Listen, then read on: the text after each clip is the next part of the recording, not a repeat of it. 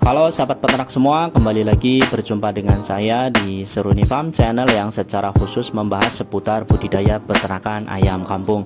Pada kesempatan video kali ini saya mau membahas spesifik sisi negatif atau sisi gelap peternak ayam kampung yang jarang sekali diketahui terutama oleh para peternak pemula.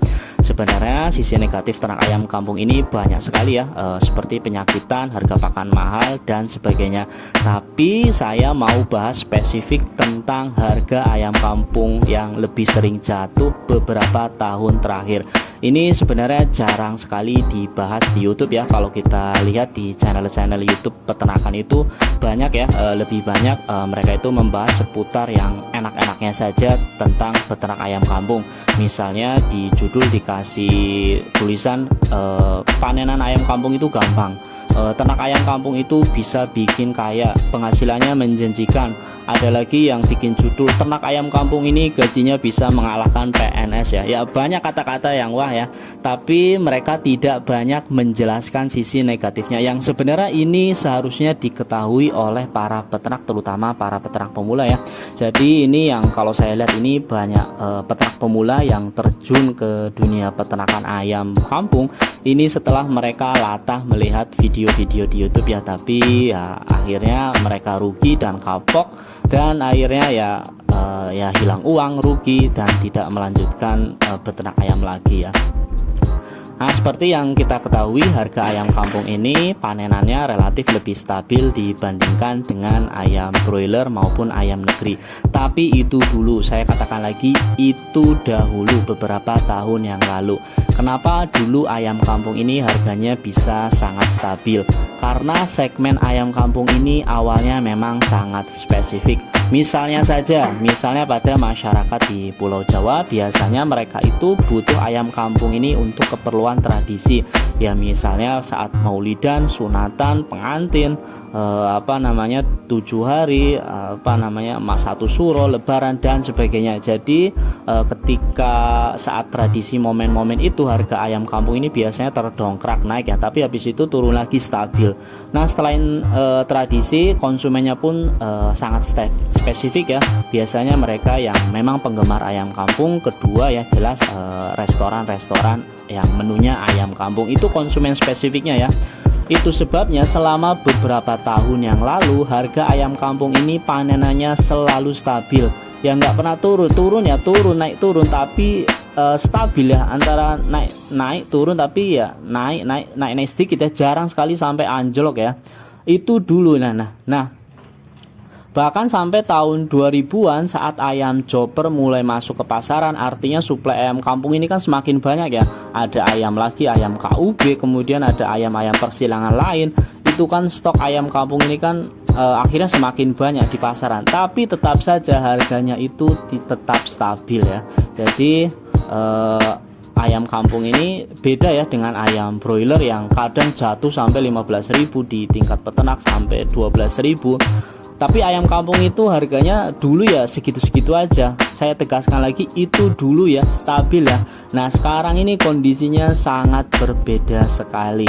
Sekarang ini harga ayam kampung ini lebih sering jatuh ya, jatuh sekali. Bahkan ya kadang kita panenan ayam sekarang ya 1 kilogram ya, harganya kita cuma dihargai 25.000, bahkan kurang ya, ada yang 30.000. Tapi kan sebenarnya kalau kita hitung HPP atau harga pokok produksi itu, kalau kita mau ngomong balik modal, ayam kampung itu idealnya dijualnya 34.000, 35.000 ke atas per kilogramnya.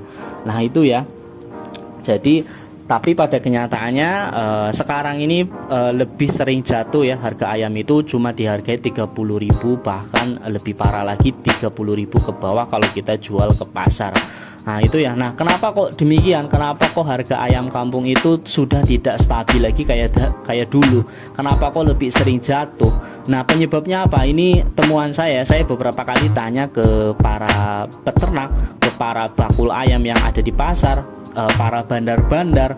Nah penyebab utama harga ayam kampung jatuh ini karena suplai daging ayam yang sudah banyak sekali suplai daging ayam di pasaran, tapi bukan daging ayam kampung, melainkan daging ayam broiler atau ayam negeri. Nah, kalau Anda belum tahu, pasar market unggas di Indonesia itu dikuasai sama namanya perusahaan-perusahaan besar ya. Saya nggak mau sebut nama perusahaan, nanti saya bisa kena UU IT. Intinya mereka inilah yang menguasai pasar daging unggas di Indonesia. Yang disebutnya oleh para peternak ini adalah integrator. Nah, perusahaan integrator besar ini yang punya hobi semacam bakar duit ya. Jadi mereka gelontorin lah ayam-ayam broiler ke pasaran.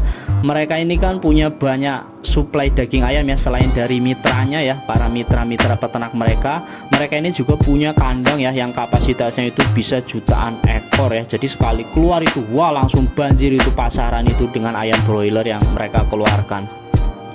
Karena memang mereka kan modalnya besar ya, jadi kandang-kandangnya itu benar-benar sangat besar. Nah, ini juga yang membuat peternak ayam broiler mandiri ini sudah pada nggak kuat ya, jadi mereka akhirnya terpaksa ikut kemitraan atau bangkrut ya. Nah, ini kasus ini terjadi sekitar 10 tahun yang lalu ya. Jadi emang banyak sekali peternak ayam broiler yang bangkrut karena memang tidak kuat mengikuti harga ayam broiler yang ada di pasaran.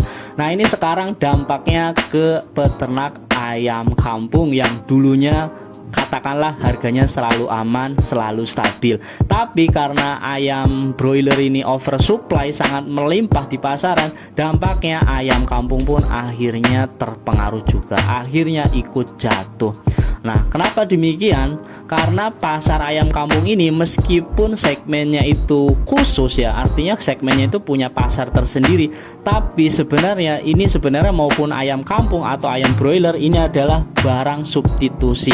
Artinya meski punya segmen tersendiri, banyak konsumen ayam kampung ini sifatnya tidak loyal. Artinya dia bisa dengan mudah shifting atau pindah ke ayam broiler kalau kondisinya memungkinkan, alias saat kondisi ayam broiler itu murah banget. Jadi gini ibaratnya ya, Anda punya istri, istri Anda mau belanja ke pasar, rencana nih dari rumah mau beli ayam kampung.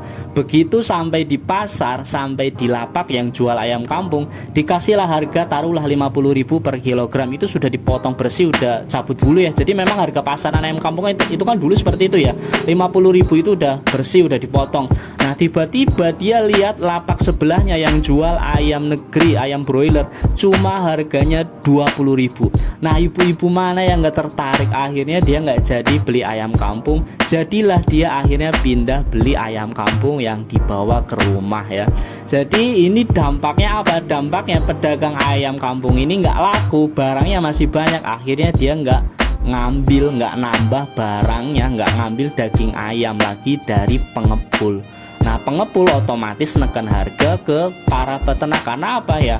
Aku ini barangnya belum habis, gimana aku mau jual? Akhirnya dia nggak ngambil lah barangnya. Akhirnya yang terjadi, suplai ayam kampung yang ada di pasaran itu banyak oversupply. Karena apa? Permintaannya berkurang. Karena permintaan konsumen ayam kampung, mereka banyak pindah ke ayam broiler negeri yang harganya juga sudah sangat jatuh sekali. Lebih tepatnya sengaja dijatuhkan oleh para perusahaan-perusahaan besar itu. Nah gitu ya, akhirnya peternak kan yang harusnya panen, akhirnya dia terpaksa jual. Namanya orang ternak ayam ya, dia daripada ayam itu kalau udah gede ini kan makannya banyak ya, akhirnya ya daripada dia numpuk di kandang terus makan, biaya pakannya naik, otomatis dia terpaksa jual ke pengepul ya, akhirnya ya harganya dengan harga yang sangat murah.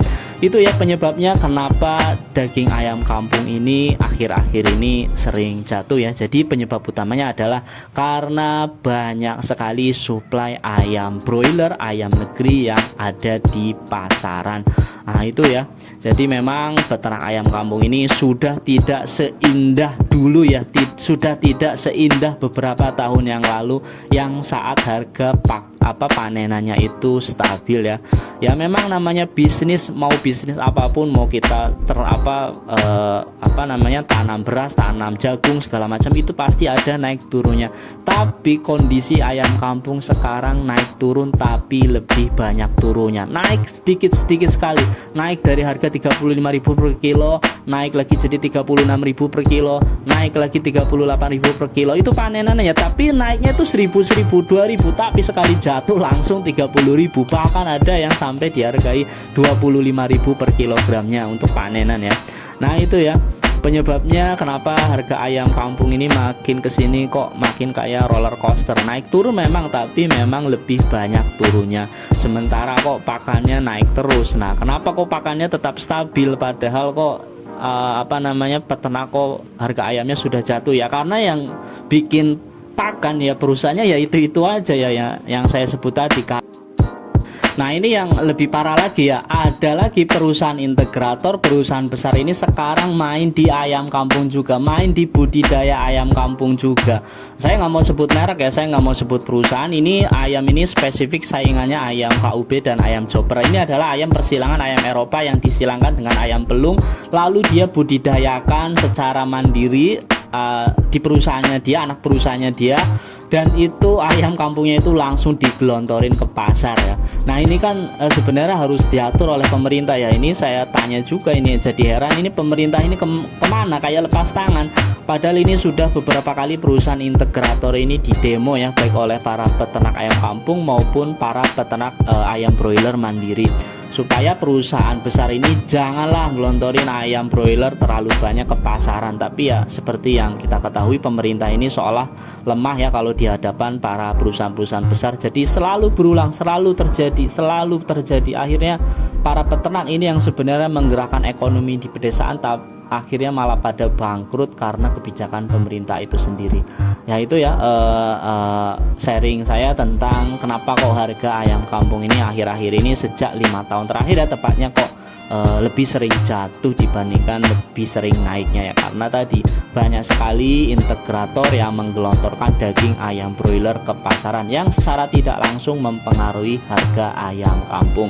Jadi apakah Anda masih berminat beternak ayam kampung dengan kondisi yang sudah sangat sulit seperti sekarang? Nah simak, tuliskan di kolom komentar.